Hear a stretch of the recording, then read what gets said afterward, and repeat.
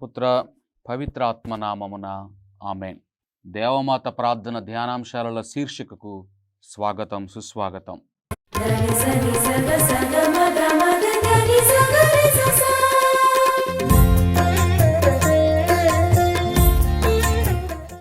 దేవుని యందు ప్రియమైన సహోదరి సహోదరులారా, విశ్వాసులారా, గత కొంతకాలంగా మనందరం కూడాను మరియమాతను వివిధ అంశాలలో అర్థం చేసుకోవటానికి, వివిధ శీర్షికల ద్వారా, ధ్యానాంశాల ద్వారా ఆ తల్లిలో ఉన్నటువంటి మాతృత్వ ఔన్నత్యాన్ని, విశ్వాస పటిత్వాన్ని, పరిపక్వతను అర్థం చేసుకుంటూ ఆ తల్లి యొక్క మార్గములో మనందరం కూడా నడవటానికి ప్రయత్నం చేస్తూ ఉన్నాం.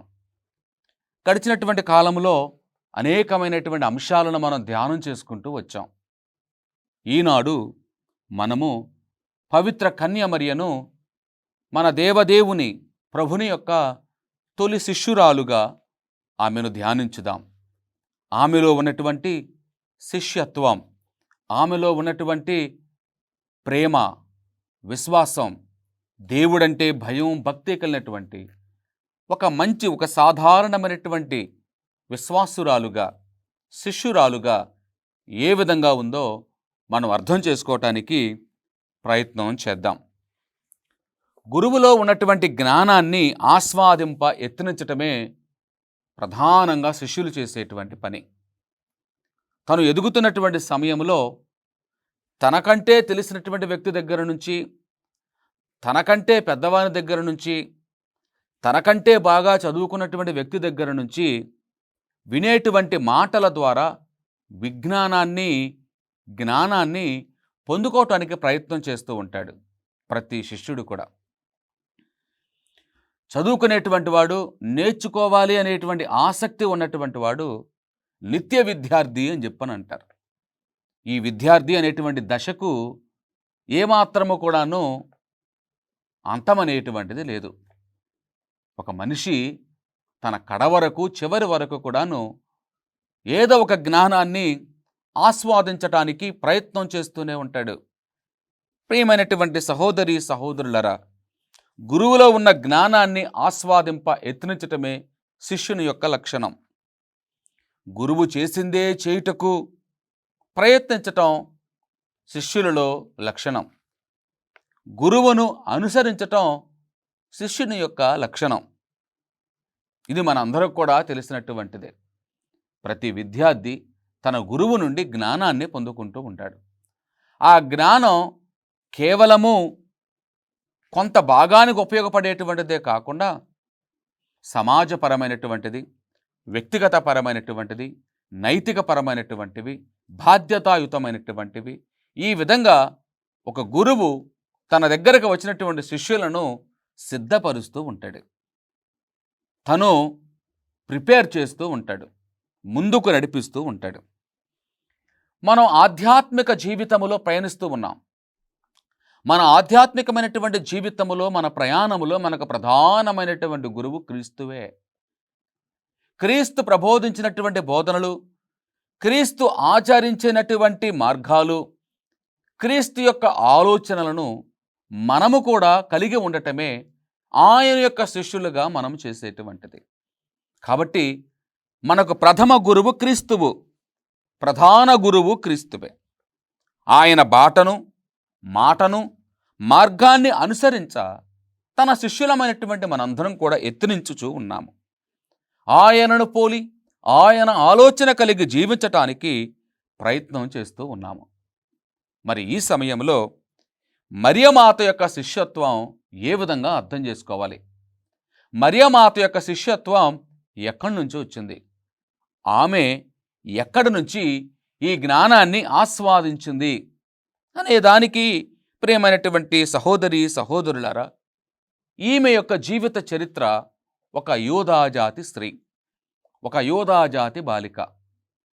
అన్నమ్మ జ్వాకీములకు పుట్టినటువంటి గారాల పట్టి, లేక పుట్టినటువంటి బిడ్డ. తన తల్లిదండ్రుల యొక్క ఒడిలో నుండే దైవ భయం, దైవభక్తి నేర్చుకున్నటువంటి తల్లి. అంతకంటే ఎక్కువగా ఈ యోధా జాతిలో ఆనాడు నేర్పించబడుతున్నటువంటి వేద సత్యాలయందు, మోషే ధర్మశాస్త్రమందు ఈమె తన వంతు కృషి చేసి నేర్చుకుని మెస్సయ్య రాకడ కోసం ఎదురు చూసేటువంటి రెమనెంట్స్ అనేటువంటి కొంతమందిలో కొలది మంది ప్రజలలో ఈమె కూడా ఒకటిగా ఉన్నట్లు చరిత్ర మనకు ప్రబోధిస్తూ ఉంది. ఆమె వేద సత్యాలయందు, మోషే ధర్మశాస్త్రమందు, యోధా మతం ప్రబోధించేటువంటి బోధనలయందు మెస్సయ్య యొక్క రాకడ కోసం తనను తాను సిద్ధం చేసుకుంది. పటిష్టంగా విశ్వాసంలో దృఢంగా బలంగా ఉంది. అవన్నీ కూడాను నేర్చుకొని ఉంది. కాబట్టే దేవాతి దేవుడు ఈమెను త్రిత్వైక సర్వేశ్వరులో రెండవ వ్యక్తి అయినటువంటి క్రీస్తుకు జన్మనిచ్చి తల్లి అయ్యేటువంటి మహద్భాగ్యాన్ని ఆమె పొందుకొని ఉంది. కానీ అంతకంటే ముందే క్రీస్తు ప్రభువు సృష్టి ఆరంభం నుంచి ఉన్నవాడు కదా. యోహాను సువార్త 1వ అధ్యాయంలో 1వ వచనం మనం చూస్తూ ఉన్నాం కదా. ఆదిలో వాక్కు ఉండెను, ఆ వాక్కు దేవుని యొద్ద ఉండెను, ఆ వాక్కే దేవుడై ఉండెను అని చెప్పని. కాబట్టి సృష్టి ఆరంభం నుండి కూడా ఉన్నటువంటి ఈ వాక్కుకి ఈమె తొలి శిష్యురాలుగా ఉంటూ ఉంది. అనగా దేవుడైనటువంటి యావే దగ్గర ఉన్నటువంటి, యావేతో కలిసి ఉన్నటువంటి ఈ క్రీస్తుకి ముందుగానే ఆమె ప్రథమ శిష్యురాలుగా తయారయ్యింది అని చెప్పి వేద శాస్త్రవేత్తలు మనకు చెబుతూ ఉన్నారు. కాబట్టి సృష్టి ఆరంభం నుండి ఉన్నటువంటి ఈ యొక్క క్రీస్తు మాటను ఆలకించి తన శిష్యురాలుగా తయారయ్యింది అని మహాబోధకులు ప్రబోధిస్తూ ఉన్నారు. ఈమె క్రీస్తుకి జన్మనిచ్చిన అంతకంటే ఆత్మీయంగా, ఆధ్యాత్మికంగా ఇదిగో సృష్టి ఆరంభం నుండి కూడా ఉన్నటువంటి దేవుని యొక్క మన్ననలను పొందుకున్నటువంటి ఓ గొప్పనైనటువంటి స్త్రీగా, ఓ యోధాజాతి స్త్రీగా, ఒక విశ్వాసరాలుగా, ఒక దృఢమైనటువంటి దేవుని యందు భయభక్తులు కలిగి, నమ్మకము కలిగి, దృఢమైన విశ్వాసము కలిగినటువంటి ఒక స్త్రీ మూర్తిగా మనకు చరిత్రలో ఈ తల్లి కనపడుతూ ఉంది. ప్రియమైనటువంటి సహోదరి సహోదరులరా, మనందరూ కూడా తెలిసినటువంటిదే, క్రైస్తవునికి ఒక ప్రధానమైనటువంటి గురువు ఏంటయ్యా అంటే ఇదిగో సిలువ. సిలువ మీద వేలాడుచున్నటువంటి క్రీస్తు తాను ప్రబోధించినటువంటి బోధనలు, ఆయన సిలువ నుండి పలికినటువంటి మాటలు కావచ్చు, ఆయన బహిరంగంగా తాను చేసినటువంటి ప్రబోధన కావచ్చు, ఇవన్నీ కూడా ప్రతి క్రైస్తవునికి ఒక మార్గదర్శకాలుగా కనపడుతూ ఉన్నాయి, దిక్సూచిగా కనపడుతూ ఉన్నాయి. కాబట్టి ఆ సిలువ దగ్గర వేచి ఉన్నటువంటి తల్లి అయినటువంటి మరియా అనేకమైనటువంటివి పొందుకుని ఉంది. సిలువ నుండి ఆమె పొందుకున్నటువంటిది, సిలువ మీద వ్రేలాడుచున్నటువంటి తన కుమారుడు వినిపించినటువంటి మాటలను ఆలకించినటువంటి తల్లి, తన ఒడిలో పెట్టుకుని లాలించి పాలించి ఆయనను పెంచి పెద్ద చేసినటువంటి ఈ స్త్రీమూర్తి విన్నటువంటి మాటలను ఇదిగో ఈ లోకానికి తన జీవితము ద్వారా, తన యొక్క ప్రార్థన సహకారం ద్వారా, తన చెంతకు వచ్చి వేడుకొన్నటువంటి వారి యొక్క వేడుకోలను ఆలకించటం ద్వారా ఆమె తన యొక్క విశ్వాసాన్ని మనతో పంచుకుంటూ ఉంది అన్న సత్యాన్ని మనం ఎప్పటికీ కూడా మరిచిపోకూడదు. దేవుని యందు ప్రియమైనటువంటి సహోదరి సహోదరులరా, సారవంతమైనటువంటి నేలపై పడిన విత్తనములను పోలినటువంటి వారు యోగ్యమైన మంచి మనసుతో దేవుని వాక్కును ఆలకించి అవలంబించి ఓర్పుతో ఫలించేటువంటి వారే అని చెప్పి లోకాసువార్త 8వ అధ్యాయము 15వ వచనములో మనం చదువుతూ ఉన్నాం. సారవంతమైనటువంటి నేల, మరియమాత యొక్క హృదయము, మరియమాత యొక్క ఆలోచన, మరియమాత యొక్క ఉద్దేశాలు ఇవన్నీ చాలా సారవంతమైనటువంటి నేలగా ఉన్నాయి. మెట్ట పల్లాలు ఏమీ కూడా లేవు, కరుకు మార్గాలు ఏమీ కూడా లేవు. ఆమె హృదయం అంతా కూడా సారవంతంగా ఉంది. ఆమె హృదయం అంతా కూడా నునుపుగా ఉంటూ ఉంది. అందుకనే దేవుణ్ణి సరిగా అర్థం చేసుకునేటువంటి మహాజ్ఞానిగా ఆమె ఉంది. దైవ ప్రణాళికకు తలవంచినటువంటి ఒక గొప్పనటువంటి స్త్రీమూర్తిగా మనకు కనపడుతూ ఉంది. దైవ మార్గంలో నడిచేటువంటి ఒక మంచి విశ్వాసురాలుగా మనకు కనపడుతూ ఉంది.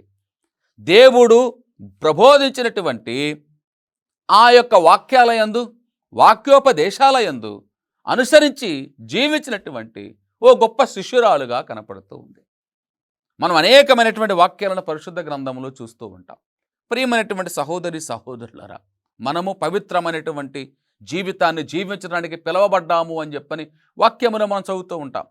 లేవికాండంలో చదువుతాం, పేతురు గారు రాసినటువంటి లేఖలో చదువుతాం, మీరు పవిత్రమైన జీవితాన్ని జీవించడానికి పిలువబడ్డారు అని చెప్పని. ఆ పవిత్రమైన జీవితాన్ని జీవించడం అనేటువంటిది మనం ఎక్కడి నుంచి నేర్చుకుంటున్నాం? మనను సృష్టించినటువంటి దేవుని దగ్గర నుంచి నేర్చుకుంటున్నాం. అందుకనే ఇదిగో నిన్ను సృష్టించినటువంటి దేవుడు, నిన్ను పిలిచినటువంటి నీ దేవుడు పవిత్రుడు, కాబట్టి మీరు కూడా పవిత్రంగా ఉండండి అని చెప్పని అంటూ ఉన్నాడు. అలాగే యోహాను సువార్తలో మనం చూస్తూ ఉన్నాం, మీరు నన్ను ప్రేమిస్తే నా ఆజ్ఞలను పాటించండి అని చెప్పని అంటున్నాడు. మీకు నిజంగా నేను ఇష్టమైతే నా ఆజ్ఞలను పాటించండి అని చెప్పని అంటున్నాడు. మీరు నా శిష్యులుగా ఉండండి అని చెప్పని అంటూ ఉన్నాడు. కాబట్టి మరియమాత, ఆమెను సృష్టించినటువంటి దేవుడు పవిత్రుడు కాబట్టి ఆ పవిత్రమైనటువంటి దేవుని పోలినటువంటి వ్యక్తిగా ఉండటానికి ఆమె ప్రయత్నం చేయటమే కాదు, ఆమె దానిలో విజయం సాధించింది. అందుకనే సాక్షాత్తు దేవుడే ఆమె గర్భం నుండి ఈ లోకానికి వచ్చాడు.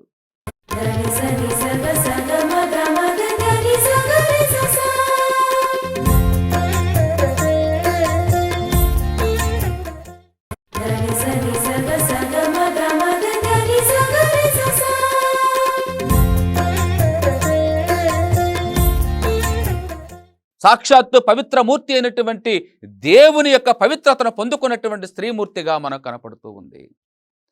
దేవుడంటే ఆమెకి ఇష్టం, దేవుని యొక్క ఆజ్ఞలంటే ఆమెకి ఇష్టం, దేవుడంటే ఆమెకు అమితమైనటువంటి ప్రేమ.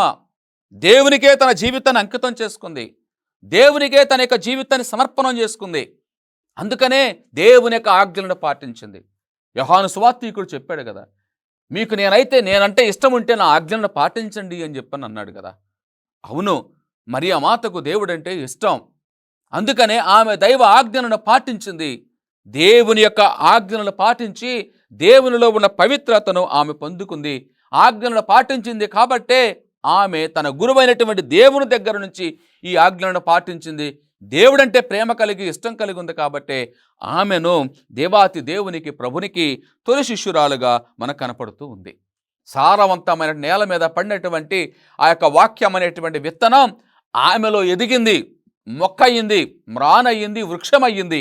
అందుకనే ఈనాడు ఆ తల్లి అయినటువంటి మరియ యొక్క నీడలో అనేక మంది ప్రజలు, విశ్వాసులు, కోట్ల మంది ప్రజలు, ఈ ప్రపంచంలో ఉన్న మానవులు ఆమె యొక్క రెక్కల మాటుకు వచ్చి ఆశ్రయాన్ని కోరుకుని ఆమె ద్వారా దేవునికి అత్యంత ప్రియమైనటువంటి విశ్వాసులుగా, శిష్యులుగా తయారవుతూ ఉన్నారు. ఆమె మనకు ప్రబోధించేటువంటి బోధన, ఆమె మనకు చూపించేటువంటి మార్గము దేవుని యొక్క పవిత్ర మార్గములోకి మనందరిని కూడా నడిపిస్తూ ఉంది. దేవుని యొక్క ఆజ్ఞలను పాటించమని మనకు చెబుతూ ఉంది. నేను ఏ విధంగానైతే పాటించానో, నేను ఏ విధంగానైతే పవిత్రంగా జీవించానో, నేను ఏ విధంగానైతే దేవునిలో ఉన్నటువంటి దివ్య జ్ఞానాన్ని ఆస్వాదించానో దానిని నా యొక్క జీవితంలోకి అలవాటు చేసుకున్నానో, అలవరుచుకున్నానో, అన్వయించుకున్నానో అదేవిధంగా మీరు కూడా చేయండి. మీరు కూడా రండి, నా కుమారుడైనటువంటి క్రీస్తు చెంతకు రండి, ఆయన యొక్క సన్నిధిలో కూర్చోండి, ఆయన పాదాల చెంత కూర్చోండి, ఆయన ప్రబోధించేటువంటి మాటలను ఆలకించండి, ఆయన వలె పవిత్రంగా ఉండండి, నా వలె పవిత్రంగా ఉండండి, నా వలె మోక్ష భాగ్యాన్ని పొందుకోండి, నా వలె నా కుమారుడైనటువంటి క్రీస్తు యొక్క జీవితంలో, శాశ్వతమైనటువంటి జీవితంలో మీరు కూడా ఒకంత పాలు పొందుకోండి అని చెప్పని మరియమాత పదే పదే పదే మనకు తన పిలుపును అందిస్తూ ఉంది. ప్రియమైనటువంటి సహోదరి సహోదరులరా, విశ్వాసులరా, మరియమాత భక్తులరా, మరియమాతను గౌరవించటం, మరియమాత ఎడల భక్తి కలిగి ఉండటం, ఆ తల్లి దగ్గర నుండి మనము బోధింపబడటం, ఆ తల్లి అనుసరించిన మార్గంలో నడవటం, ఇవన్నీ కూడా దేవునికి ఇష్టమైనటువంటి పనులు. ఇవన్నీ కూడా దేవునికి ఇష్టమైనటువంటి పనులు. కాబట్టి మన యొక్క జీవితాలలో మంచి మనసుతో దేవుని యొక్క వాక్కును ఆలకించి అవలంబించి ఓర్పుతో ఫలించేటువంటి వారే ఇటువంటి వారు అని చెప్పని లోకాసు వార్త 8:15 చెప్పబడింది కదా. ఈమె కూడా దేవుని యొక్క వాక్కును తన సారవంతమైన హృదయముతో ఆలకించింది, ఓర్పుతో సహించింది. ఆమెలో ఈ వాక్యము ఫలించింది. క్రీస్తుకు, దేవాతి దేవునికి తల్లిగా అయ్యేటువంటి మహద్భాగ్యాన్ని ఈ తల్లి పొందుకుంది. ప్రియమైనటువంటి సహోదరి సహోదరులారా, ప్రభుని వాక్యానుసారం ఆయన పలుకులను ఆలకించి మనం సొంతం చేసుకున్నప్పుడు మనల్ని మనం పరిత్యజించుకొని ఆయన సిలువనెత్తుకొని ఆయన అనుసరించాలి. మత్తయి సువార్త 16వ అధ్యాయము 24వ వచనములో మనం చూస్తూ ఉన్నాం. ఆయన సిలువ పాదము వద్ద సాక్షులై నిలుచుటకు సాహసించినప్పుడు క్రీస్తును నిజమైన శిష్యులమని మనం నిరూపించుకుంటాము. యోహాను సువార్త 19వ అధ్యాయం 26వ వచనం. ఇదిగో తన కుమారుడైనటువంటి క్రీస్తును సిలువ వరకు కూడా, సిలువ మరణం వరకు కూడా, తను భూస్థాపితం అయ్యే వరకు కూడాను అనుసరించినటువంటి ఏకైక స్త్రీ తన తల్లి, మనందరి తల్లి అయినటువంటి మరియమాత మాత్రమే. ఎవరూ సాహసించలా. కానీ ఆ మాతృ ప్రేమ, ఆ పేగు బంధం, అంతకంటే ముఖ్యంగా ఆ ఆధ్యాత్మికమైనటువంటి బంధం, ఆ ఆత్మీయమైనటువంటి బంధం, తన గర్భమున ఈ లోకమున జన్మించినటువంటి వ్యక్తి ఎంత మహనీయుడో, ఎంత మహోన్నతుడో, ఎంత ఉన్నతమైనటువంటి వాడో, ఎంత శక్తి కలిగినటువంటి వాడో, ఎంత ఆత్మస్వరూపుడో ఆమెకు తెలుసు. కాబట్టే ఆయనను వదిలి ఉండలేకపోయింది. ఆయన కూడా ఈమెను వదిలలేదు. ప్రియమైనటువంటి సహోదరి సహోదరులారా, కాబట్టి ఈ శిష్యులుగా మనందరూ కూడా ఉండవలసినటువంటి లక్షణాలన్నీ కూడాను మరియమాత మనకు ప్రబోధిస్తూ ఉంది. ఆ మరియమాత ప్రబోధించినటువంటి ఈ జీవపు వాక్కులో దాగి ఉన్నటువంటి ఈ శిష్య లక్షణాలను మనందరం కూడా అలవాటు చేసుకోవాలి. జీవపు వాక్కునకు ఆమె చూపినటువంటి విధేయతను శ్రీసభ అభివర్ణిస్తూ ఉంది, మనందరి ముందు కూడా ఉంచుతూ ఉంది. సర్వోన్నతుని యొక్క శ్రేష్టమైనటువంటి విశిష్ట బహుమానముచే ఆమె ఆయన మొదటి పరిపూర్ణ శిష్యురాలయ్యింది. ఈమె సంపూర్ణ పరిపూర్ణ శిష్యురాలు. అంకితమైనటువంటి జీవితం, అంకిత భావముతో జీవించినటువంటి జీవితం. కాబట్టి మనము ఈ రక్షణ వాక్యమునకు ఉన్న ప్రాముఖ్యతను మనందరికీ కూడా తెలియజేస్తూ ఉంది ఈ యొక్క అంశము. మరియమాత ప్రభుని యొక్క తొలి శిష్యురాలని, దానిని గ్రహించుటకై జ్ఞానము యొక్క ఆవశ్యకతను, దైవ నియమాలను, దేవుని యొక్క తీర్పులను మన ముందు ఈనాడు ఈ అంశము ద్వారా మనం చూస్తూ ఉన్నాం. కీర్తనల గ్రంథం 19వ కీర్తన 8 నుండి 11 వచనాలు, లోకా సువార్త 2వ అధ్యాయం 14 నుండి 52 వచనాలలో తల్లి మరియా ఆ విషయములు అన్నిటినీ కూడాను మనసున పదిలపరుచుకొని ఉండెను అని చెప్పబడుతూ ఉంది. సమస్తాన్ని కూడా తన హృదయములో పదిలపరుచుకుంది. సమస్తాన్ని కూడా సారవంతమైనటువంటి, నునుపైనటువంటి, ఏ మెట్టా పల్లము కరుకు మార్గాలు లేనటువంటి తన యొక్క హృదయములో సమస్తాన్ని కూడా పదిలపరుచుకుంది. తన గర్భము నుండి జన్మించినటువంటి ఆ శిష్యుని యొక్క గొప్పతనాన్ని తన హృదయములో పదిలపరుచుకుంది. మరియా దేవుని యొక్క వాక్యాన్ని ఆమె హృదయములో పదిలిపరుచుకున్న ఘటనను మనందరం కూడాను ధ్యానం చేస్తూ ఉంటాం. మనందరినీ ఆమె నుండి ఈ సుగుణాన్ని అవలంబించుకోమని స్త్రీ సభ మనందరి నుండి కూడా ప్రబోధిస్తూ ఉంది.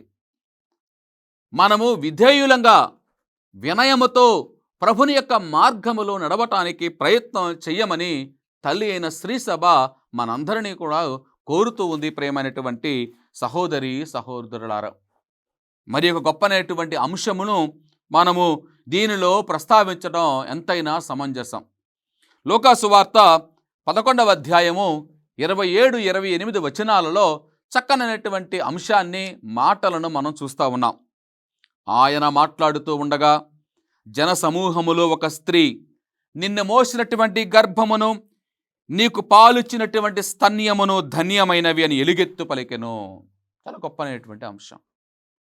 ఆమెకు తెలియకుండానే చెప్పింది, అయ్యా నీలో ఉన్న ఈ గొప్పతనం, నీలో ఉన్నటువంటి ఈ జ్ఞానం, ఈ మహావిజ్ఞానం, నువ్వు చేసే అద్భుత కార్యాలు ఇవన్నీ కూడా చూస్తే నువ్వు మాలాగే ఉన్నావు, మాలాగే నడుస్తున్నావు, మాలాగే మాట్లాడుతున్నావు, కానీ నీలో ఉన్నటువంటి శక్తి మాత్రం ఈ మానవులకు అతీతమైనటువంటిదిగా కనపడుతూ ఉంది. కానీ ఇదిగో నిన్ను కన్నటువంటి ఆ కుటుంబం, నిన్ను కన్నటువంటి ఆ తల్లి ఎంత ధన్యత పొందినటువంటిది, ఎంత గొప్ప పుణ్యాత్మురాలుగా ఉన్నటువంటిది, ఎంత దేవుని యొక్క ఆశీర్వాదాలు పొందుకుంటే ఇంత భాగ్యం దక్కలేదు ఆమెకి అని ఆ స్త్రీ పొగిడినట్లుగా మనం చూస్తాం. కానీ క్రీస్తు పలికిన మాటలు, దేవుని ఒక్క వాక్కును ఆలకించి దానిని పాటించువారు మరింత ధన్యులు అని చెప్పని అన్నాడు. అమ్మా, నీవు ఆమె నా తల్లిని పొగుడుతున్నావు. కేవలము ఆమె నాకు జన్మనిచ్చినంత మాత్రం నా గొప్పతనాన్ని కాదు, కానీ నాకు జన్మనివ్వక పూర్వమే దేవుని యొక్క మన్ననను అందుకుంది, దేవుని యొక్క వాక్యాన్ని ఆలకించింది. నేను ప్రభు దాసురాలను, నేను ప్రభు శిష్యురాలను అంటూ దాసోహం అయిపోయింది. కాబట్టే ఆమె అంతకంటే మహనీయ పవిత్ర మూర్తిగా ఎంచబడుతూ ఉంది అమ్మా అని చెప్పని తన తల్లిని గురించి తన ఆధ్యాత్మిక బంధాన్ని వ్యక్తం చేస్తూ ఉన్నాడు. ప్రియమైనటువంటి సహోదరి సహోదరులరా, కాబట్టి తల్లి అయిన శ్రీ సభ ఈ 2024 సంవత్సరాలుగా మరియమాత యొక్క ఔన్నత్యాన్ని, గొప్పతనాన్ని మనందరికీ కూడా ప్రబోధిస్తూ, మానవులమైనటువంటి మనము, క్రీస్తుని అనుసరించేటువంటి మనము ఆయన యొక్క శిష్యులంగా, నిజమైనటువంటి శిష్యులంగా, విశేషమైనటువంటి శిష్యులంగా, విశ్వాస విశిష్టత కలిగినటువంటి శిష్యులంగా, విశ్వాస చైతన్యము కలిగినటువంటి శిష్యులంగా మనందరం కూడాను ఆయన బాటను, మాటను, మార్గాన్ని అనుసరించి ఆయన మార్గంలో నడవమని మరియా మనందరికీ కూడాను పిలుపునిస్తూ ఉంది. తల్లి అయినటువంటి మరియా మన కోసం ప్రార్థించాలి అని, ఆమె వలె మనం కూడా ప్రభునకు దగ్గరగా జీవించేటువంటి యోగ్యతను పొందుకోవాలి అని ప్రార్థన చేద్దాం. పిత, పుత్ర, పవిత్రాత్మ నామమున ఆమెన్.